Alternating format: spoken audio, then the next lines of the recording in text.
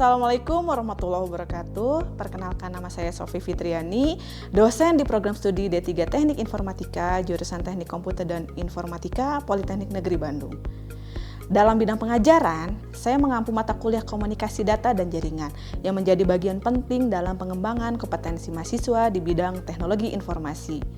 Kegiatan ini merupakan bagian dari kontribusi saya dalam mendukung program PDD UKT-PT di bidang pengajaran yang berperan dalam mendokumentasikan dan memvalidasi aktivitas Tridharma perguruan tinggi dosen di seluruh Indonesia. Mata kuliah ini dirancang untuk memberikan pengalaman praktis kepada mahasiswa dalam memahami dan menerapkan konsep dasar dari komunikasi data dan jaringan komputer. Materi yang diajarkan mencakup berbagai aspek penting dalam komunikasi data dan jaringan komputer, mulai dari struktur komunikasi hingga penerapan teknologi jaringan yang digunakan secara luas saat ini. Proses pembelajaran disusun secara sistematis berdasarkan modul komunikasi data berlapis dengan fokus utama pada model TCP/IP yang merupakan standar umum dalam dunia jaringan komputer modern. Mahasiswa akan mempelajari fungsi dan peran masing-masing lapisan dalam model ini, mulai dari lapisan fisik hingga lapisan aplikasi, serta implementasinya dalam berbagai skenario komunikasi jaringan. Selain materi jaringan, mahasiswa juga akan dikenalkan pada konsep dasar sistem operasi, mengingat pentingnya pemahaman terhadap sistem operasi dalam konteks komunikasi dasar dan manajemen jaringan komputer. Mata kuliah ini dilaksanakan selama 14 minggu dan 2 minggu untuk ujian dan disampaikan melalui pendekatan problem-based learning dan juga project-based learning. Metode ini dirancang untuk mendorong keterlibatan aktif mahasiswa dalam menyelesaikan permasalahan nyata dan mengembangkan solusi berbasis proyek yang memperkuat pemahaman serta keterampilan praktis mereka. Agar dapat mengikuti mata kuliah ini dengan optimal, peserta disarankan telah menempuh mata kuliah matematika diskrit dan ilmu komputer. Mata kuliah ini dirancang untuk mendukung capaian pembelajaran lulusan CPL sebagai berikut.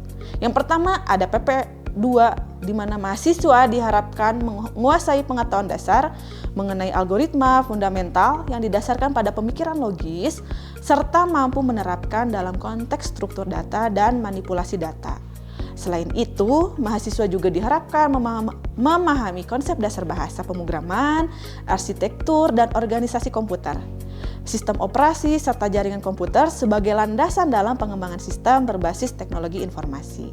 Selanjutnya ada KU9, di mana mahasiswa mampu mendokumentasikan, menyimpan, mengamankan, dan menemukan kembali data dengan baik guna menjamin keabsahan informasi serta menghindari terjadinya plagiasi.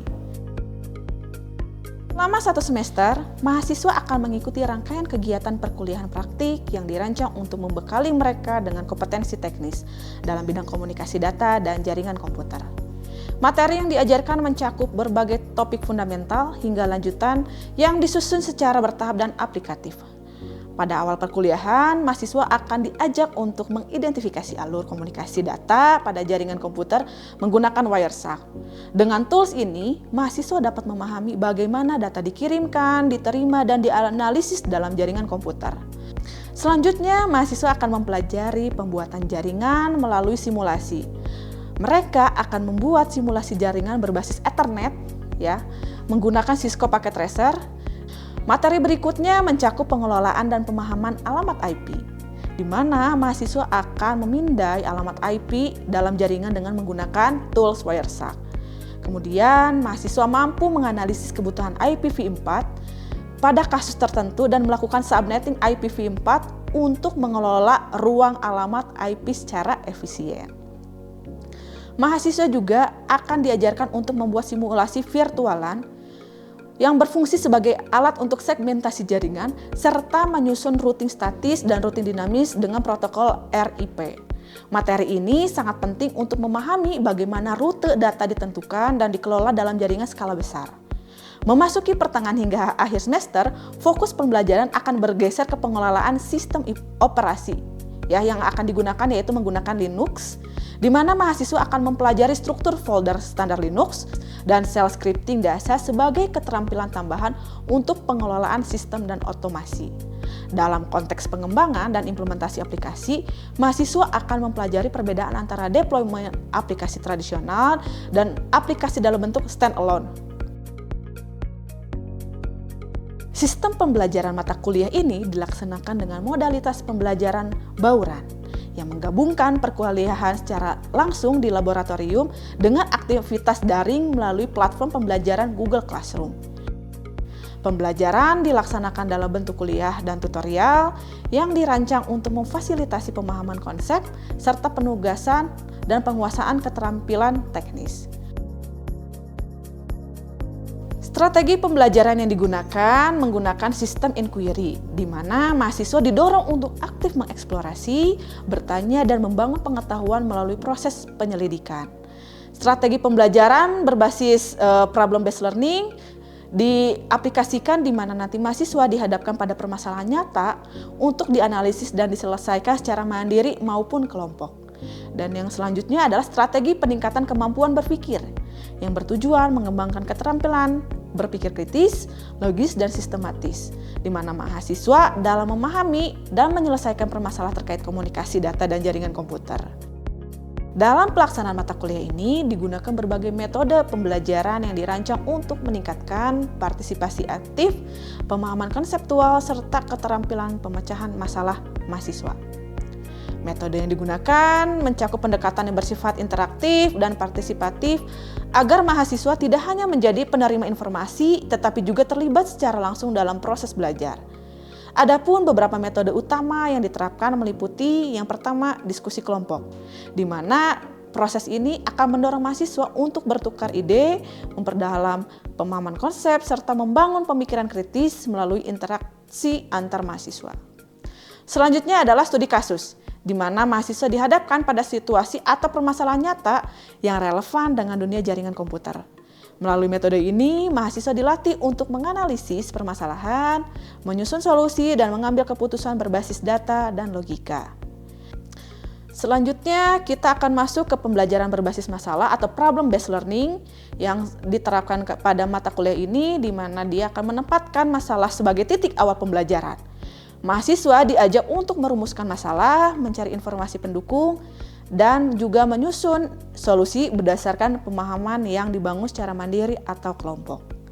Dengan penerapan metode ini, diharapkan mahasiswa memiliki pengalaman belajar yang lebih kontekstual, bermakna, dan aplikatif, serta mampu mengembangkan keterampilan abad ke-21 seperti berpikir kritis, kolaborasi, kreativitas, dan komunikasi. Proses pembelajaran dilakukan tatap muka langsung di laboratorium yang difokuskan pada penjelasan konsep-konsep utama serta pelaksanaan praktikum.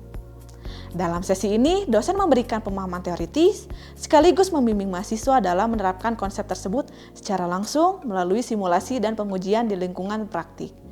Selain itu, interaksi juga dibangun melalui diskusi yang bersifat terbuka dan terarah, baik secara individu maupun kelompok.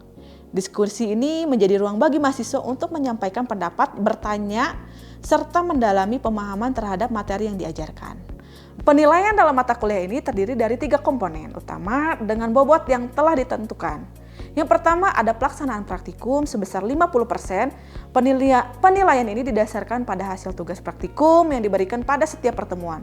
Mahasiswa diharapkan aktif dan teliti dalam melaksanakan praktikum serta mampu menyelesaikan tugas dengan baik sesuai dengan petunjuk yang diberikan. Yang kedua adalah ujian tengah semester sebesar 25%. Nilai ujian tengah semester mencerminkan pemahaman mahasiswa terhadap materi yang dipelajari pada paruh pertama semester. Evaluasi dilakukan melalui ujian, di mana nanti mahasiswa diujikan berdasarkan kemampuan konsep dan aplikasi materi. Yang ketiga adalah ujian akhir semester dengan bobot 25%. Ujian akhir semester ini menilai penguasaan materi secara menyeluruh pada akhir semester. Nilai ini diperoleh dari ujian keseluruhan materi pembelajaran selama semester berlangsung. Total nilai akhir merupakan akumulasi dari ketiga komponen tersebut sesuai dengan bobot masing-masing. Assalamualaikum warahmatullahi wabarakatuh. Waalaikumsalam warahmatullahi wabarakatuh. Oke, kembali lagi ya, kita di minggu kelima ini ya. Kita akan melanjutkan materi yang sudah kita pelajari sebelumnya dan yang dilakukan pada pertemuan minggu ini ya, kita akan belajar terkait analisis kebutuhan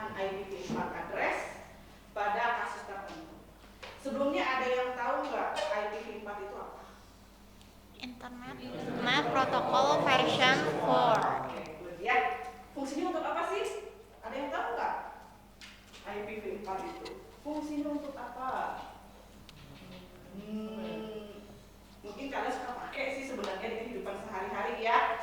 Seperti misalnya kalian browsing sesuatu atau nggak mencari ya situs misalnya www.google.com. Ya, sebenarnya ya www.google.com itu juga sebenarnya dia merupakan IP address awalnya. Karena apa? Kita itu ceritanya ingin merujuk sesuatu ya yang ada di internet. Nah, dia itu butuh alamat. Ya, hanya alamatnya itu diubah ya. Nanti itu akan masuk ke materi selanjutnya ya terkait bagaimana proses perubahan dari IPv4 ini ya menjadi sebuah domain nama yang baru ya. Tapi kali ini kita tidak membahas itu, kita hanya membahas terkait IPv4 saja gitu. Nah, sebelum yang lebih dalam lagi ya, jadi IPv4 itu tidak hanya membahas yang global tadi yang seperti yang kita akan lakukan selanjutnya, tetapi sebelumnya kita harus tahu dulu ya terkait yang namanya physical layer and numbering system, terutama terkait dengan yang namanya binary number system. Ada yang pernah dengar nggak atau ada yang pernah belajar ini nggak, binary numbering system? Kayaknya di ilmu komputer pernah ya? Pernah, masih ingat nggak? Insya Allah. Insya Allah ya. Oke, mungkin saya akan flashback lagi, tapi nanti di sini saya akan tekankan bagaimana implementasinya terkait dengan jaringan komputer maupun nanti ke IPv4. Oke, saya lanjutkan lagi ya. Di sini kita akan membahas terkait binary dan IPv4 ya, di mana binary ini ya kita menggunakan basis berapa? Basis 2, karena dia itu nilainya ada 0 dan 1. Ya. Pertanyaannya adalah ya, kira-kira kenapa sih kita membutuhkan binary system? Ada yang masih ingat nggak? Soalnya komputer cuma bisa ngeproses 1. Oke, good ya. Betul. Jadi komputer itu hanya mengerti ya 0 dan 1 aja. Ya, ini adalah kaitannya yang tadi saya katakan. Ada yang namanya physical layer ya. Jadi kita itu akan di dalam sebuah komunikasi data ya. Kita itu sudah sebenarnya saya sudah ajarkan ya. Itu saya sudah ajarkan waktu kalian belajar terkait pasti layer ya. Ada berapa layer? Ada 7 betul ya, dari application sampai physical. Nah, physical ini ya yang akan mengirimkan data yang tadinya berupa data dari application layer yang nanti lama-lama akan dikonversi menjadi bilangan biner. Karena apa tadi? Tadi teman kalian menjawab karena komputer itu hanya bisa membaca bilangan biner saja. Ya, dipahami sampai sini? Ya, makanya ini materi yang sangat penting ya, wajib kalian ketahui gitu. Nah, tadi saya mengatakan bahwa si biner ini ya berbasis 0 dan 1 ya. Kemudian kalau misalnya numbering yang sering kita lakukan atau kita gunakan itu kita menggunakan apa? Desimal ya. Desimal, dia itu berarti basisnya 10 ya. Karena dimulai dari berapa? 0 sampai 9. Makanya dia disebut dengan basis 10 gitu. Nah, selanjutnya kaitannya dengan IP address ini atau misalnya terkait dengan jaringan ya. Jadi untuk host, server ya dan perangkat networking lainnya ini biasanya kita menggunakan yang namanya addressing ya. Addressingnya ini kita menggunakan sistem biner gitu. Nah, selanjutnya karena tadi kita akan membahas IPv4 ya, kita akan membahas seberapa banyak sih jumlah bilangan biner yang terdapat pada IPv4. Nah, di sini IPv4 itu panjangnya adalah 32 bit. Cara membaginya gimana? Masih ada yang ingat nggak? Bagi 8. Nggak. Ya, lupa lagi ya. Sebenarnya pernah saya mention sebelumnya, tapi nggak ada masalah. Akan saya ingatkan kembali. Jadi totalnya itu adalah 32 bit dengan masing-masing itu bentuknya seperti ini. Ya, ini dipisahkan dengan yang namanya dot. Ya. Kemudian dari setiap dotnya ini dia memiliki sebuah nilai yang panjangnya masing-masing berarti berapa? 8 bit ya. Jadi masing-masing ini adalah 8 bit gitu. Maka totalnya akan menjadi 32 bit. Nah, ini adalah struktur dari IPv4 ya yang sudah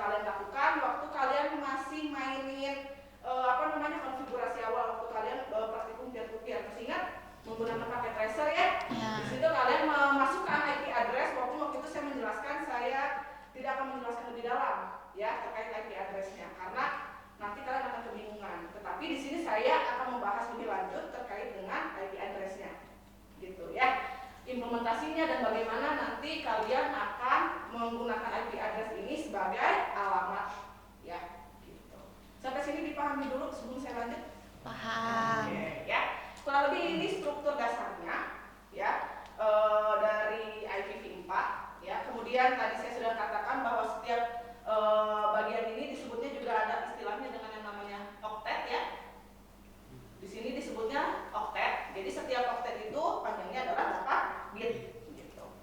Nah, kemudian nanti pemisahnya adalah dot ya. Seperti yang bisa kalian lihat di gambar ini ya. Di sini ada contoh dari arsitektur jaringan sederhana misalnya ya. Yang di sebelah kiri ini ada bentuk yang menggunakan IP address menggunakan basis desimal ya. Dia menggunakan desimal kan? Gitu. Tetapi sebenarnya sistem yang asli di physical layer itu ada yang di sebelah kanan. Ya, di physical layer itu sebenarnya dia hanya bisa dibaca dengan bilangan biner. Nah, ada pemisahnya. Pemisahnya adalah dot. Gitu ya.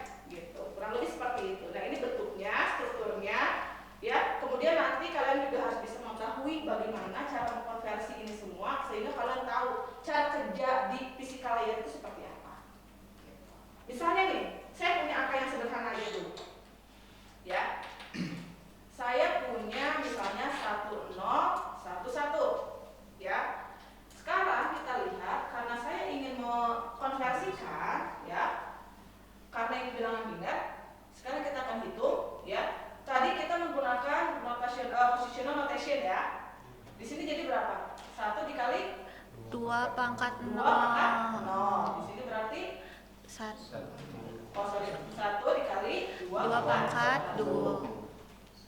Di sini 0 dikali 2 pangkat 2. Dan yang terakhir adalah 1 dikali 2 pangkat 4. 3. ya. Dan ini pun sama, dia akan dijumlahkan sama seperti yang basis 10, dia akan dijumlahkan. Ya nanti kita di sini aja langsung ya. Berarti kalau di sini hasilnya berapa?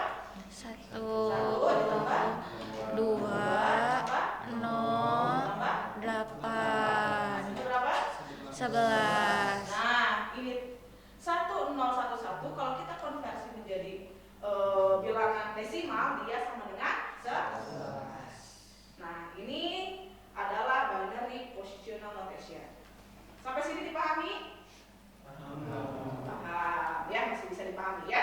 Nah, sekarang kita lihat di gambar yang ada di depan layar kalian ya. Di sini ada radix ya, atau misalnya basisnya. Kemudian ada position in number. Di sini ada 0 sampai 7. Kira-kira pertanyaannya adalah kenapa dia 0 sampai 7? Ada yang tahu nggak? Karena 8.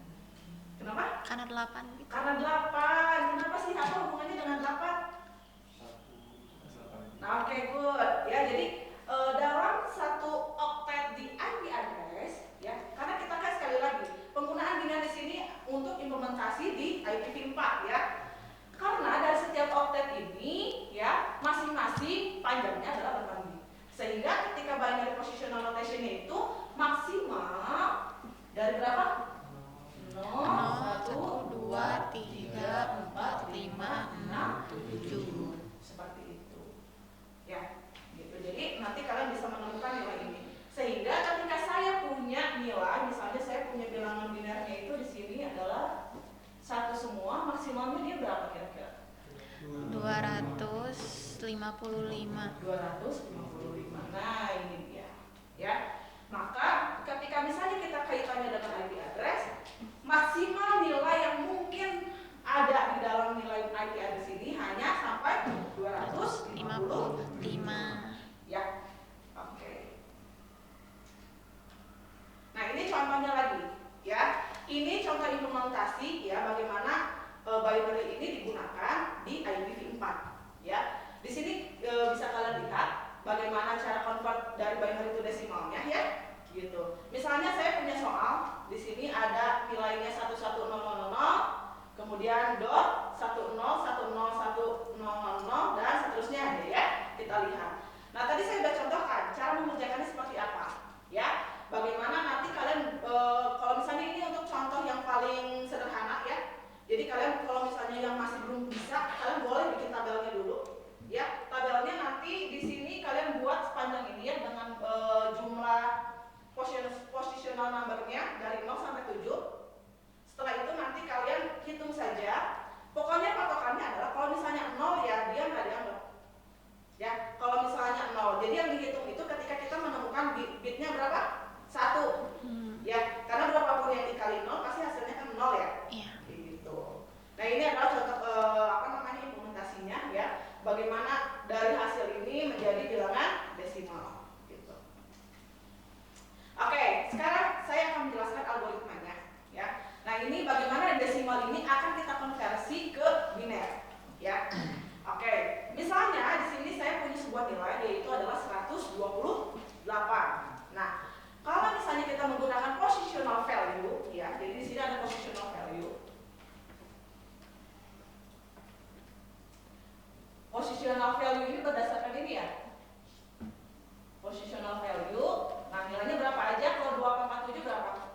128. Terus 246 54. 245 32. 244 16. 8 4 2 1. gitu ya. Di sini akan saya pisahkan. Nah, ini kita punya positional value. Ketika saya punya nilai ini misalnya 128, gimana caranya? Kalau melihat dari algoritma yang ada, ya jadi kita akan mulai dari yang paling most significant bit. Ya, jadi semakin kanan itu disebutnya most significant bit, ya atau MSB. Kalau sebelah kiri apa disebutnya berarti? Least Least significant bit. atau LSB. Nah, itu makna dari most significant bit itu terkait ini. Jadi semakin ke kanan nilainya akan semakin besar. Ya. Nah, berarti kalau misalnya saya kaitannya dengan IPv4 dengan maksimal positional value-nya itu 128, MSB-nya berapa? 247 ya, 128 ya. Oke. Sekarang saya punya 128 misalnya contoh. Di sini kita mulai. Kalau misalnya saya punya 128, di sini saya bandingkan. Apakah N ya 128 itu lebih besar atau sama dengan 128? Iya. Ya, berarti dia dikasih nilai apa di sini? Kita 1. masuk posisi yes ya? Iya. Yes-nya ini dia akan menambahkan nilai 1. Oke. Di sini 1.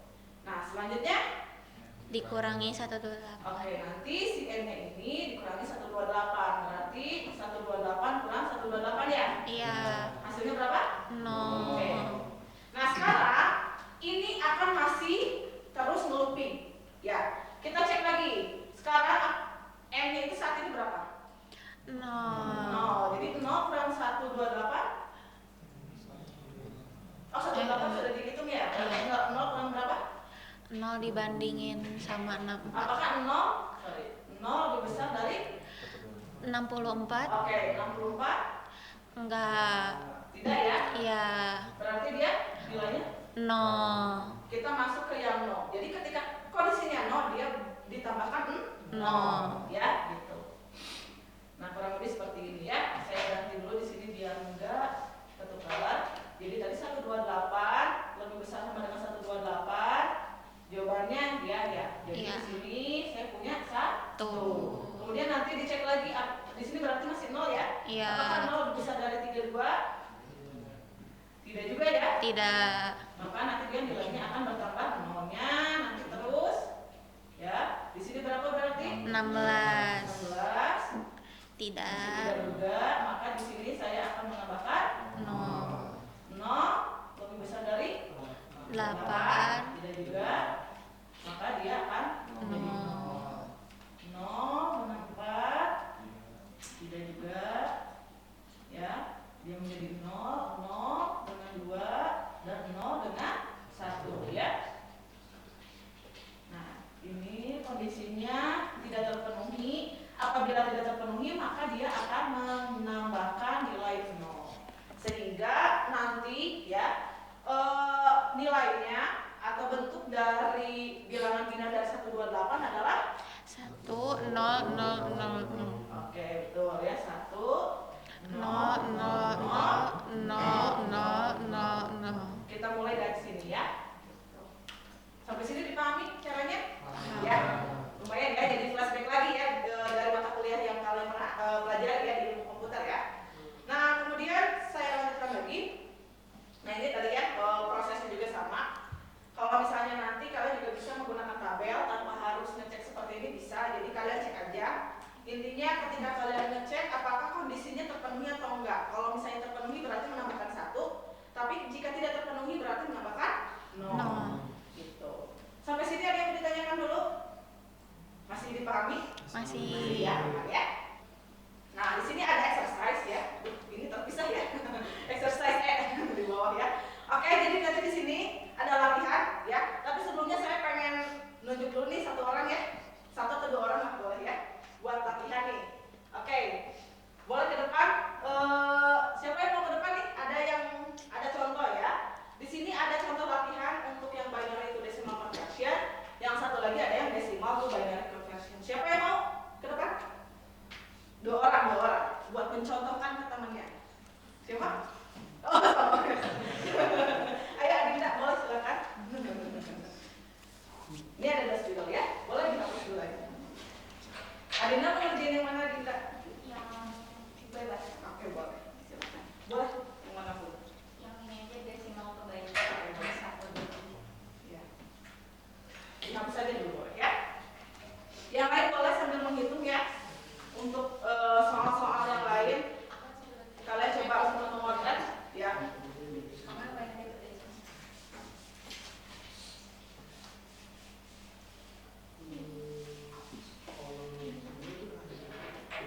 Boleh, silakan yang manapun di sini ya. Oke, terima kasih untuk Adinda dan Mahesa ya. Coba dicek sama teman-temannya udah benar belum jawabannya. Kerjaannya siapa ini? Adinda dulu, kita lihat ya. Adinda mengerjakan yang 1, 2, 3 ya? Yang konversi dari bilangan desimal ke Binary. ya. Di sini apakah sudah betul jawabannya? Tuh. Jadi berarti sebenarnya tinggal dijumlahkan aja. 64 ditambah 32 ditambah berapa ini? 16 tambah 8 tambah 2 tambah 1 benar? Hasilnya 1, 2, 3? Betul. Oke ya. Sekarang lanjut yang punyanya Mahesa ya. Ini sudah betul? Ini 1, di sini 0 ya karena 2 pangkat 1 dikali 0 adalah 0. Ya, di sini 4, 2 pangkat 3 tapi karena 0 di sini 0, ini 0 juga 0 dan di sini berarti 4 ditambah 128. Hasilnya 197. Oke ya. Berarti udah bisa ya? Ya. Nah, karena sudah bisa ya, jadi kita akan ada tugas seperti biasa ya, praktikum ya. Di sini ada di Google Classroom, nanti kalian bisa akses ya, nanti bisa kalian kerjakan sesuai dengan petunjuk yang ada ya, kalau bisa. Jadi nanti praktikumnya kalian coba kerjakan ini ya dengan tempat yang sudah ditentukan ya. Kalau misalnya ada yang mau ditanyakan, boleh kita konsultasi. Gitu. Oke. Sampai sini ada yang mau ditanyakan terlebih dahulu sebelum saya akhiri dan lanjut praktikum? Belum. Aman ya? Aman. Oke. Aman ya? Oke sih. Kalau kayak gitu mungkin cukup sekian ya untuk perkuliahan hari ini. Nanti kita akan lanjutkan lagi sesi diskusi mungkin kalau misalnya ingin kalian bertanya di Google Classroom. Kalau tidak nanti kita ketemu di minggu selanjutnya ya. Saya tutup. Assalamualaikum warahmatullahi wabarakatuh. Waalaikumsalam warahmatullahi wabarakatuh. Sekian video PDD UKTPT dari saya. Terima kasih banyak atas perhatiannya. Wassalamualaikum warahmatullahi wabarakatuh.